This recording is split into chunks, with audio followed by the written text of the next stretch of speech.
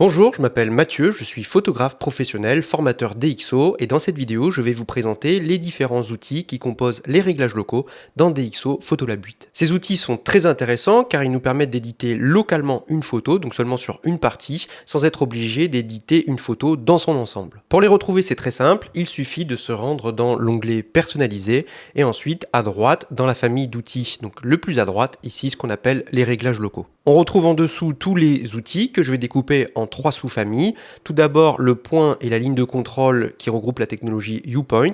Ensuite, nous verrons le nouveau masque ici de teinte apporté par Photolab 8 et nous terminerons ici par les pinceaux et la gomme. Tout d'abord, nous retrouvons ici le point et la ligne de contrôle. Tous deux se reposent sur la technologie que l'on appelle UPoint, littéralement vous pointez.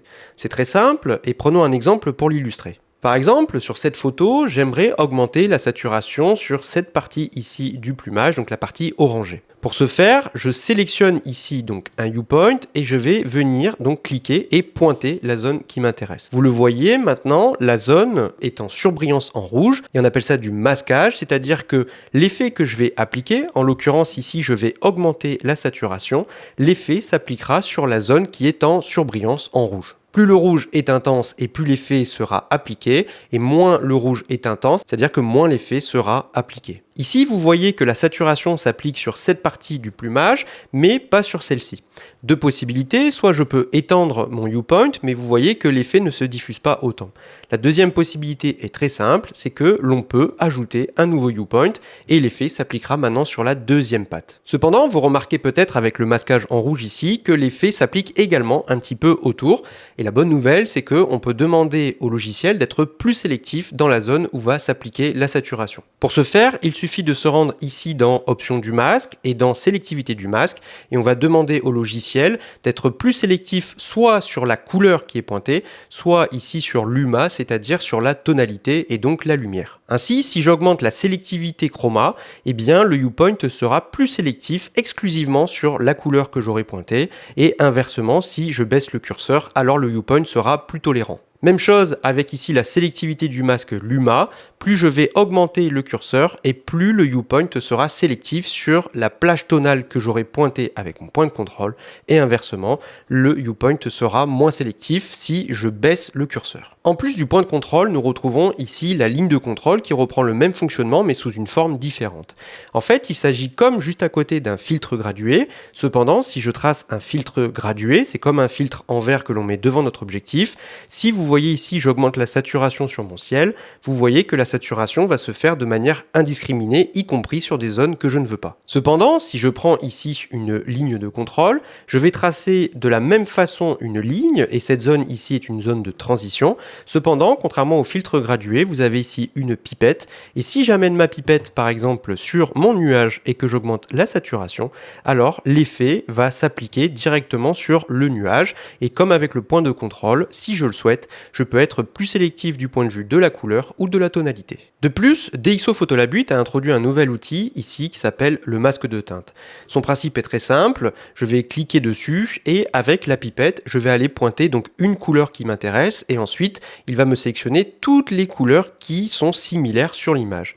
Par exemple ici, si je veux augmenter la saturation sur le coup du pélican, il me suffit de sélectionner la plage de teinte ici avec la pipette et vous voyez qu'immédiatement, il me le met en surbrillance.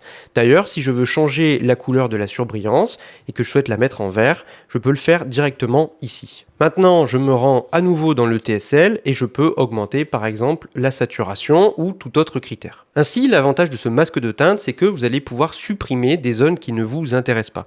Si par exemple, je veux que l'effet s'applique seulement sur ce pélican et pas sur le voisin, il me suffit ici d'aller sélectionner la gomme et avec la gomme, je pense que c'est suffisamment imagé, je vais venir peindre et je vais venir enlever la zone qui a été masquée et immédiatement, l'effet ne s'applique plus. Par ailleurs, si vous souhaitez modifier par exemple la zone de couleur qui est masquée, vous pouvez le faire ici dans l'option du masque et sur ici la barre chromatique, vous allez pouvoir choisir donc la plage de teinte sur laquelle l'effet va s'appliquer. Enfin, il nous reste la dernière sous-famille d'outils. Ici, ce sont les pinceaux et il y en a deux différences que l'on appelle le masque auto, que moi j'appelle le pinceau automatique, ainsi que ici le pinceau manuel que l'on va voir juste après. L'idée ici du masque automatique, c'est de venir peindre une zone, un objet et ensuite automatiquement le logiciel va le définir et va le masquer, c'est-à-dire va définir les contours tout seul. Je vous prends un exemple concret. Admettons sur cette photo, j'aimerais augmenter la saturation des bateaux pour qu'ils soient plus visibles.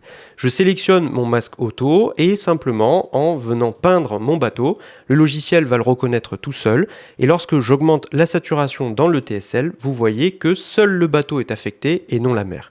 Même chose si je peins le bateau juste ici, ça va s'appliquer, même chose là. Si j'enlève ensuite le masque, eh bien vous voyez que tous mes bateaux ont augmenté leur saturation et DxO a sélectionné automatiquement le bateau sans déborder. Enfin, le dernier outil que je vais vous présenter est le pinceau classique.